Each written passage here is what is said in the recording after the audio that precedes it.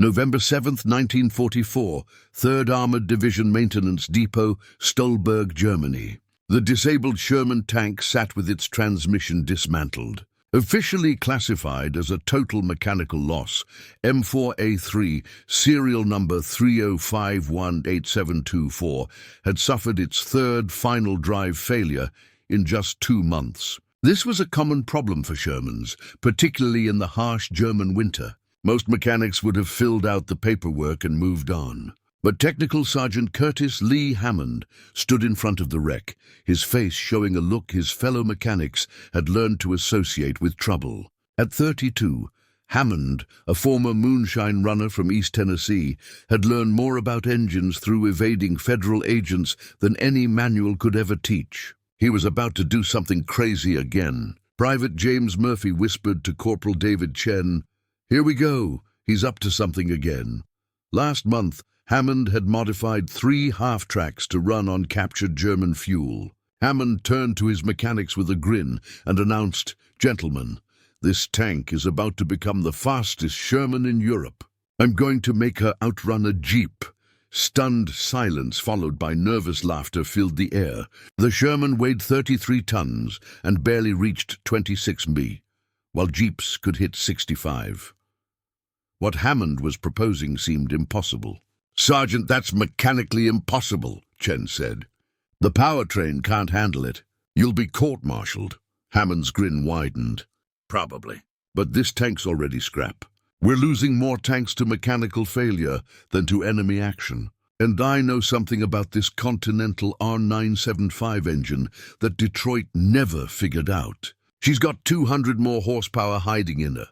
What no one knew was that Hammond had discovered, through months of unauthorized experiments, that the Sherman's powertrain could perform well beyond its theoretical limits. The engine was rated at 400 horsepower for reliability, but Hammond, with his moonshiner's ingenuity, knew that reliability was simply untapped potential. Curtis Hammond's journey from moonshiner to mechanic began in March 1942 when he was arrested for the 14th time by federal agents. The judge gave him a choice: 5 years in prison or enlistment in the Army. Hammond chose the Army. Basic training at Fort Knox revealed Hammond's natural gift with mechanical systems. He could diagnose engine problems simply by listening to them. His instructors noticed his talent, but were disturbed by his utter disregard for procedures. Hammond didn't follow manuals because, as he put it, "Manuals are written by folks who never had to make an engine run with revenuers shooting at you." By September 1943, Hammond had earned the rank of technical sergeant, despite 17 reprimands for unauthorized modifications and 43 for insubordination. But he was commended by 3 battalion commanders for keeping their units operational with unconventional methods. The brutal reality of the Normandy campaign hit home when the 3rd Armored Division landed at Omaha Beach on June 23, 1944. The true enemy was not the Germans, but mechanical failure. Shermans broke down constantly, and for every tank destroyed by enemy action, 2 were disabled by mechanical issues. Hammond stopped following procedures and focused solely on keeping the tanks running. When parts weren't available, he fabricated them. When the manual said repairs were impossible, he did them anyway. Most controversially, he began modifying engines to increase their power. Studying the Continental R975, Hammond realized it was essentially the same as aircraft engines that could produce up to 550 horsepower. The difference was in the tuning, not the design. Through secret late-night experiments on damaged tanks, he proved his theory. A Sherman that normally topped out at 26 plasma could suddenly hit 32. Acceleration improved dramatically. Captain Robert Morrison confronted him in September 1944. "Sergeant Hammond, you've been making unauthorized modifications that violate regulations. These modifications void warranties and could potentially compromise the tank's reliability." Hammond responded calmly, "Sir, warranties don't matter much when we're losing tanks due to mechanical failure. I'm not compromising reliability, I'm improving it. The engines are detuned so far below their potential that they're actually less reliable. Morrison struggled to come up with a response. Hammond's modified tanks performed better without increasing failures. "I can't officially authorize this," Morrison finally admitted. "But I won't stop you as long as it works. However, if Division finds out, you'll face court-martial. Clear?" "Crystal clear, sir." Now, in November 1944, Hammond was considering something far beyond his previous experiments. He was about to fundamentally transform what a Sherman tank could do. Over the next 6 weeks, working mostly at night, Hammond meticulously rebuilt serial number 3051874. He increased the engine's compression ratio from 6.7 to 8.5 by machining the cylinder heads. He modified the carburetor using jets from a captured German aircraft. He advanced the ignition timing by 8 degrees. Most controversially, he modified the supercharger, boosting the pressure by 20%. To handle the increased power, Hammond reinforced the transmission with steel from a destroyed Panther tank. He modified the gear ratios for higher speeds and added additional plating to reinforce the final drives. The suspension received stronger springs from M10 tank destroyers and modified shock absorbers. By December 20th, the modified Sherman was ready. The first test run took place at 200 hours on December 21st. Hammond recruited volunteers, Murphy as the driver, Chen as the assistant driver, Jackson as the gunner, Foster as the loader, and Hammond himself commanded. The Continental engine roared to life with a deep, aggressive rumble. Murphy engaged the transmission and accelerated. At 20 mph, they exceeded the normal Sherman limits. At 25 mph, they surpassed the official maximum speed. Murphy was grinning. "Sergeant, she's still pulling strong." "Keep accelerating," Hammond ordered. At 35 mph, Murphy's grin turned to astonishment. At 40 mph, they entered Jeep territory. At 45 mph, Chen called out, "Sergeant, the engine temperature is elevated but still acceptable. Oil pressure is good. This engine is happy." At 47 mph, they passed the timing marker. Murphy braked. The crew sat stunned. Then Murphy laughed. "We just hit 47 mph in a Sherman tank. No one will believe this." Hammond inspected everything carefully. Track tension, suspension, engine, everything was normal. He had built a Sherman that could outrun a Jeep. 3 days later, serial number 3051724, now nicknamed Moonshine Runner, received orders to join the divisional reserve. The Battle of the Bulge had begun on December 16th, and every tank was needed. Morrison confronted Hammond. "Sergeant, division demands every operational tank. That's your modified tank, isn't it?" Hammond nodded. "Yes, sir," Morrison warned. "If this fails in combat, I'll ensure you spend your life in Leavenworth. But if it saves lives, I'll put you in for a medal. The tank goes to war, and so do you." On Christmas Eve, Hammond assembled his crew. Murphy remained as the driver, Chen as the assistant driver, and he recruited veterans Johnson as the gunner and O'Brien as the loader. They spent Christmas Eve preparing Moonshine Runner, loading 9.775mm rounds, thousands of machine gun rounds, topping off fuel tanks and verifying systems. By midnight, the tank was combat ready. On Christmas morning, the 3rd Armored Division began moving south. The weather was brutally cold, but they were ready for whatever came next. The temperature was below 20 degrees, and the column moved slowly along icy roads. On December 27th, near Hotton, Belgium, Moonshine Runner's moment arrived. A German combat group had broken through American lines, threatening to cut off 2 infantry regiments. Moonshine Runner was part of a group of 16 tanks ordered to intercept. Intelligence reported at least 12 Panthers, self-propelled guns, and motorized infantry. The Americans were outnumbered and outgunned. The Panthers had superior armor, guns, and optics. But the Germans didn't know they were about to face a Sherman that moved like nothing they'd encountered before. The American tanks set up an ambush, with Moonshine Runner positioned on the extreme flank, a placement Hammond had specifically requested for its mobility. At 1400 hours, the Germans appeared 800 yards away. The ambush was triggered. 16 Shermans opened fire. The lead Panther took 3 hits and stopped. The second Panther fired its 80mm gun once. An American Sherman exploded. Within 3 minutes, 4 American tanks were burning and 2 Panthers were disabled. The Americans were losing, fighting on the Germans' terms. Hammond assessed the situation coldly and realized a different approach was needed. "Murphy," Hammond spoke into the intercom. "Remember how fast this girl moves?" "How could I forget, Sergeant?" Murphy replied. "Good. We're flanking this entire position at full speed. This is going to get interesting." Without hesitation, Murphy stomped on the accelerator. Moonshine Runner leaped forward, its modified engine roaring to life. The 33-ton tank accelerated with surprising speed. The German commanders noticed this lone Sherman charging toward them, but didn't think much of it. Charging with a lone Sherman was suicide. Several Panthers turned their turrets to engage, but something was wrong. The Sherman was moving far too fast, accelerating like a light tank. At 30 mph, Moonshine Runner was moving faster than the Panthers could track. German gunners' shots missed as their target raced past them.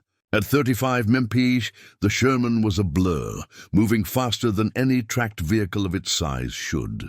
Hammond's plan was simple: speed wins. He wasn't going to slug it out at medium range. Instead, he would use speed to get behind the Germans.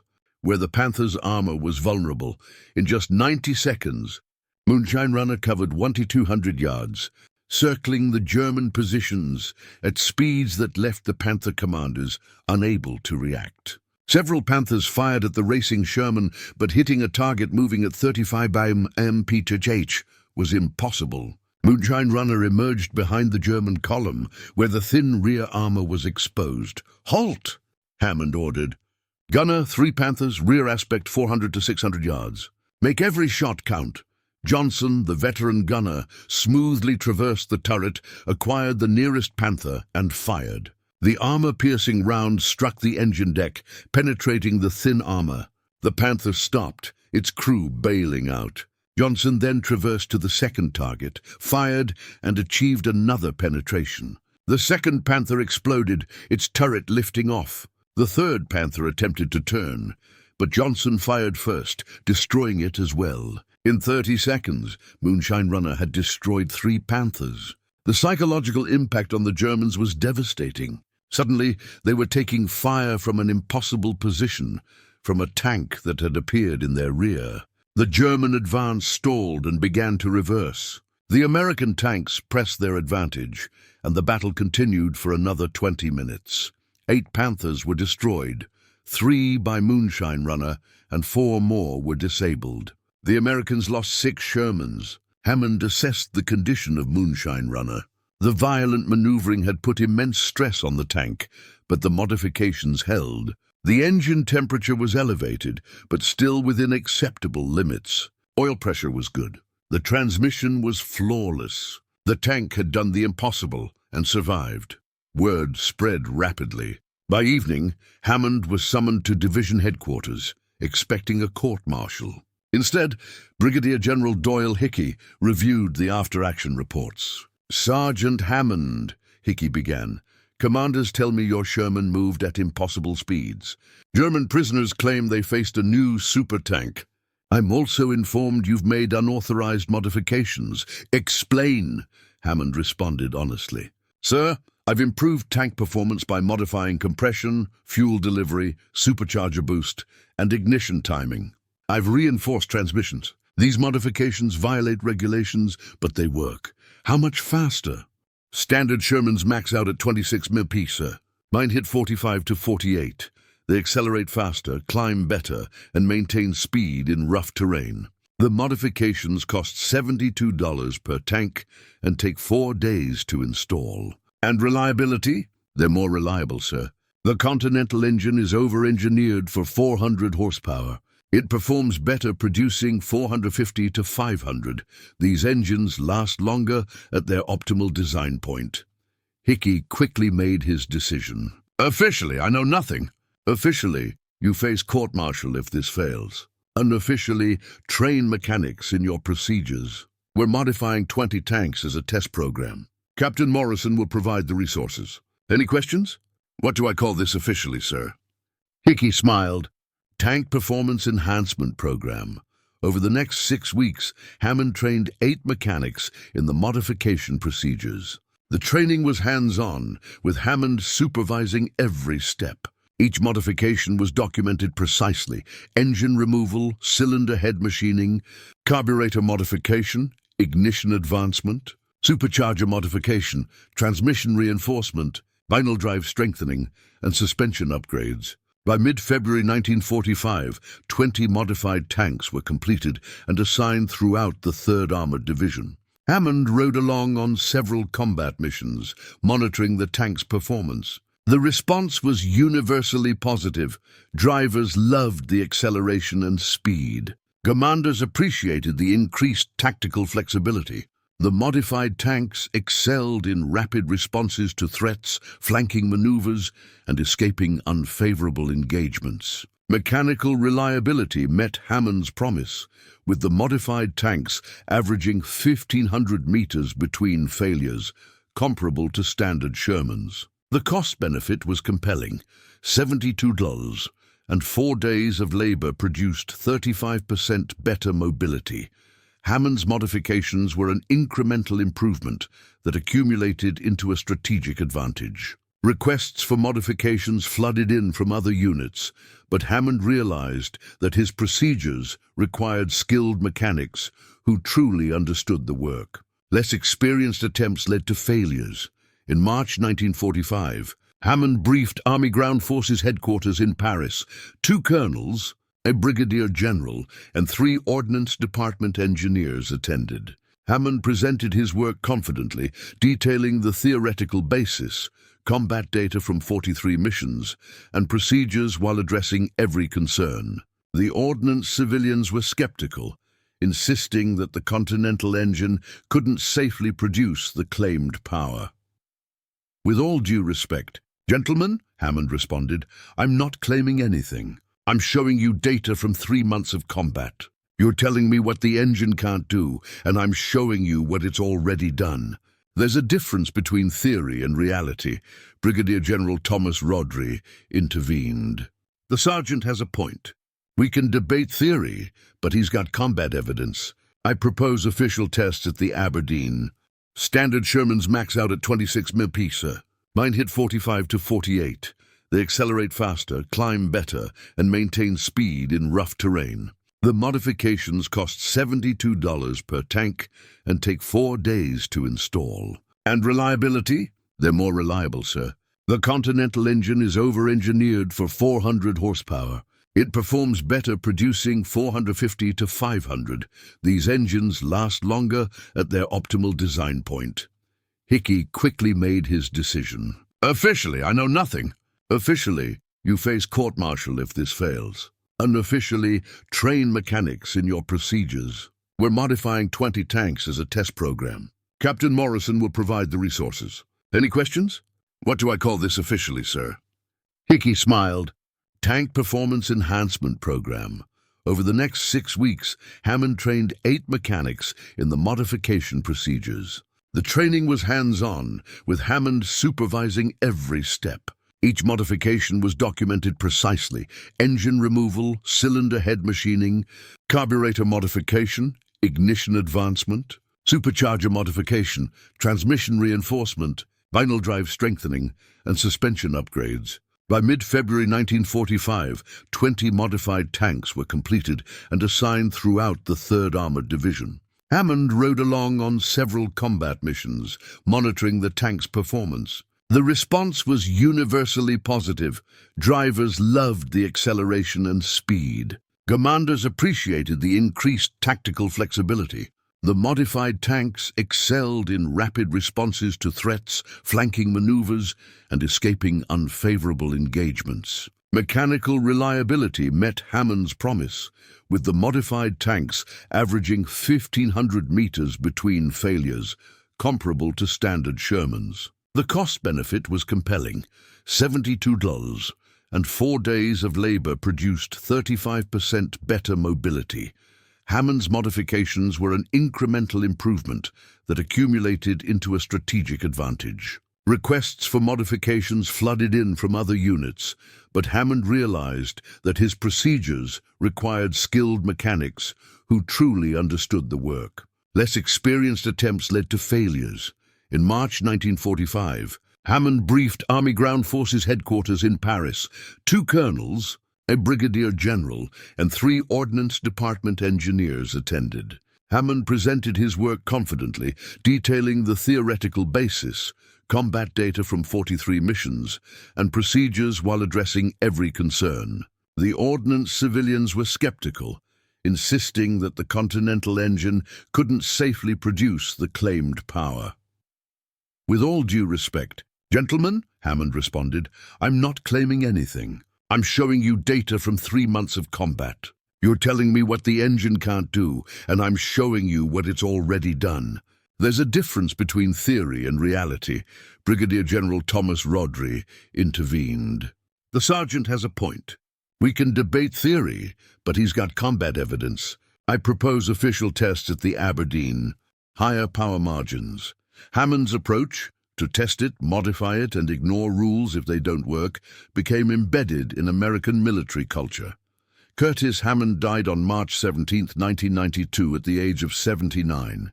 His obituary mentioned his military service, but few details. At his small private funeral, over 50 elderly men appeared, former tankers who had traveled from across the country. One frail man approached Hammond's widow and said, "Ma'am, your husband saved my life. I was 19, driving a Sherman, terrified because the German tanks were better. Then I got Curtis's modified tank. The first time I felt how fast she moved, I knew I had a chance. That speed saved me 3 times. I got to come home, have kids and grandkids because Curtis figured out how to make a tank faster." Hammond's widow was moved to tears. These stories revealed a side of her husband she had only glimpsed. The quiet mechanic had changed armored warfare and saved hundreds of lives.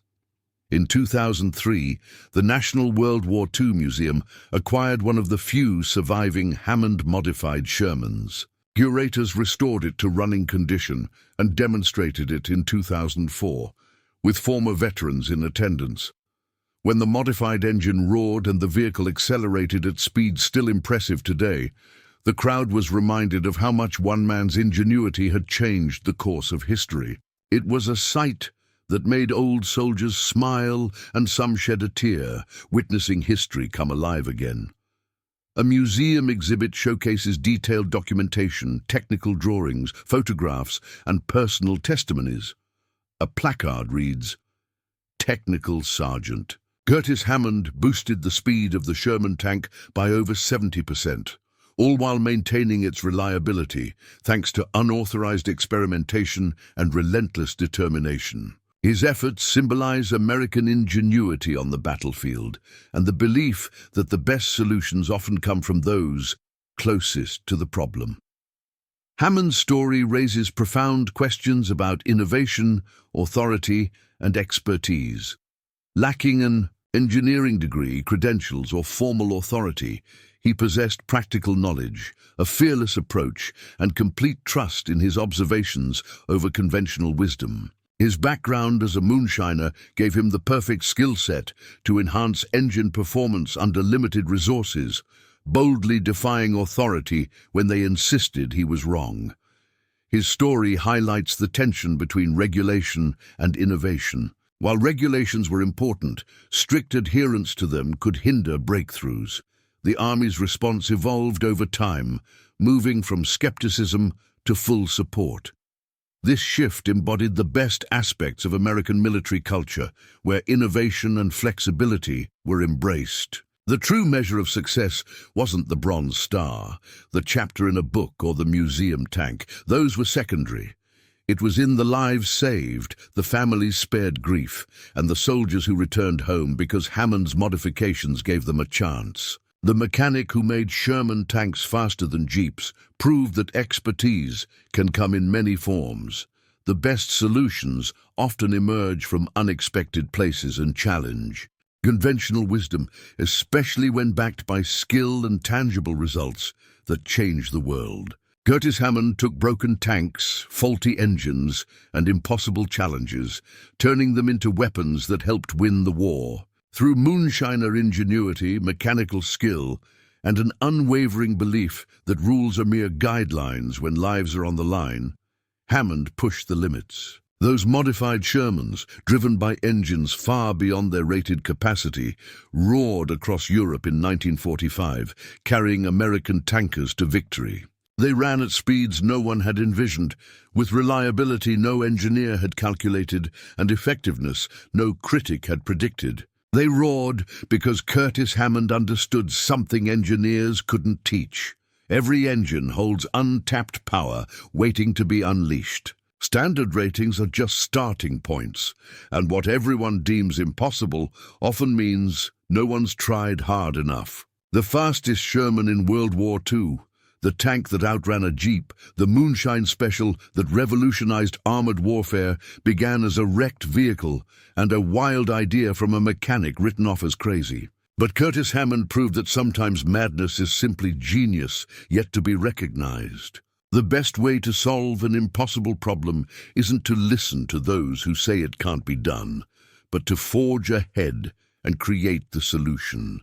One broken tank, one stubborn mechanic, and 47 miles per hour, an achievement that redefined what a Sherman tank could do. That's the legacy of Technical Sergeant Curtis Lee Hammond, the moonshiner from Tennessee who modified his way into military history, saving countless lives by refusing to accept that good enough was ever good enough. In a war dominated by industrial power, sometimes the real advantage came not from the factories in Detroit, but from a maintenance tent in Germany, where a mechanic with the instincts of a moonshiner looked at a broken tank and saw not what it was, but what it could become.